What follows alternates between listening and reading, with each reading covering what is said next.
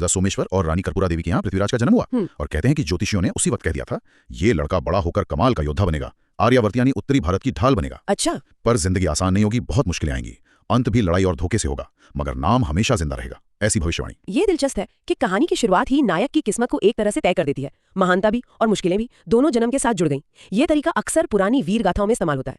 ये सुनने वाले को पहले ही बता देता है कि ये कोई आम जिंदगी की कहानी नहीं होने वाली, इसमें उतार चढ़ाव होंगे, ड्रामा होगा। हाँ बिल्कुल, और बहादुरी के रंग तो बचपन में ही दिखने लगे थे, ऐसा ये कहानी बताती है। अच्छा, बचपन में ही? हाँ, जहाँ दूसरे बच्चे खिलौनों से खेलते थे, पृथ्वीराज को तीर कमान और वो लकड़ी की तलवारें पसंद थी। एक मशहूर किस्सा सुनाया जाता है कि जब वो सिर्फ 12 साल के थे तो अजमेर के पास एक जंगल में शेर का बड़ा आतंक था। पृथ्वीराज अकेले ही अपना धनुष लेकर पहुंच गए और एक ही तीर में शेर को ढेर कर दिया। कहते हैं तीर सीधा शेर की आंख में लगा था। 12 साल की उम्र में अकेले? हाँ, कहानी तो यही कहती है। और जब वापस आए तो कहा, राजकुमार होने का असली मतलब तभी है जब वो अपनी प्रजा की हिफाजत कर सके। वाह, मतलब ये सिर्फ बहादुरी नहीं, ये जिम्मेदारी का एहसास भी दिखाता है। बिल्कुल, मतलब इतनी कम उम्र में ये सोच कि राजा का बेटा होने का मतलब है प्रजा की रक्षा करना, ये बात इस किस्से को और खास बनाती है। हाँ, और ये कहानी इस घटना को सिर्फ एक बहादुरी के कारनामे की तरह नहीं दिखाती, ये जोर देती है कि उनमें बचपन से ही जिम्मेदारी का एहसास और हिम्मत कूट कूट कर भरी थी। एक तरह से ये किस्सा उनके आने वाले वक्त में एक लीडर बनने की नींव रखता हुआ नजर आता है। कम से कम इस कहानी के नजरिए से तो यही लगता है।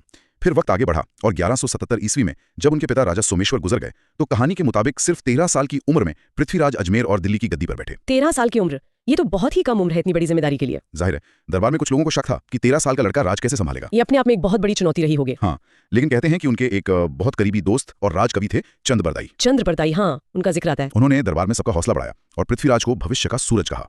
उनके साथ ने शायद शुरू में पृथ्वीराज की स्थिति मजबूत करने में मदद की होगी। चंद्रबरदाई का जिक्र इस कहानी में बार बार आता है और उनका किरदार सिर्फ एक कवि का नहीं बल्कि एक सलाहकार, एक दोस्त और एक कह सकते हैं भविष्यवक्ता जैसा लगता है। उनका समर्थन उस वक्त जरूर मायने रखता होगा, जैसा ये कहानी बताती है। बिल्कुल। अब कहानी में एंट्री होती है रोमांस की, संयोगिता। अच्छा, हाँ, संयोगिता का किस्सा। ये कन्नौज के राजा जयचंद की बेटी थी। कहानी ये कहती है कि संयोगिता ने सिर्फ पृथ्वीराज की बहादुरी के किस्से सुने थे, उन्हें देखा नहीं था, लेकिन मन ही मन उन्हें अपना वर मान बैठी थी। मतलब वीरता पर मोहित हो गई थी। हाँ, अक्सर चुपके चुपके उनकी तस्वीर देखती और सोचती थी कि शादी हो तो इन्हीं से हो। लेकिन जब ये बात उनके पिता राजा जयचंद को पता चली तो वो बहुत नाराज हुए। पृथ्वीराज और जयचंद में पहले से ही थोड़ी अनबन थी, राजनीतिक खींचतान कह सकते हैं। हाँ, वो दौर ही ऐसा था, राजाओं में आपस में बनती बिगड़ती रहती थी। तो ये बात सुनकर उनका गुस्सा और बढ़ गया। उन्होंने ठान लिया कि बेटी की शादी पृथ्वीराज से तो हरगिज नहीं करेंगे। उन्होंने संयोगिता का स्वयंवर रचाया, मतलब एक ऐसी रस्म जहां राजकुमारी दरबार में आए सभी राजाओं और राजकुमारों में से खुद अपना पति चुनती है। स्वयंवर, हाँ, ये उस जमाने की प्रथा थी। जयचंद में दूर दूर से राजाओं को बुलाया, लेकिन पृथ्वीराज को न्योता ही नहीं भेजा। जानबूझकर नहीं भेजा होगा। बिल्कुल, और बात यहीं खत्म नहीं हुई। पृथ्वीराज का अपमान करने के लिए जयचंद ने उनकी एक मूर्ति बनवाई। मूर्ति? हाँ, मूर्ति, और उसे स्वयंवर वाली जगह के दरवाजे पर खड़ा करवा दिया, जैसे कोई दरबान हो।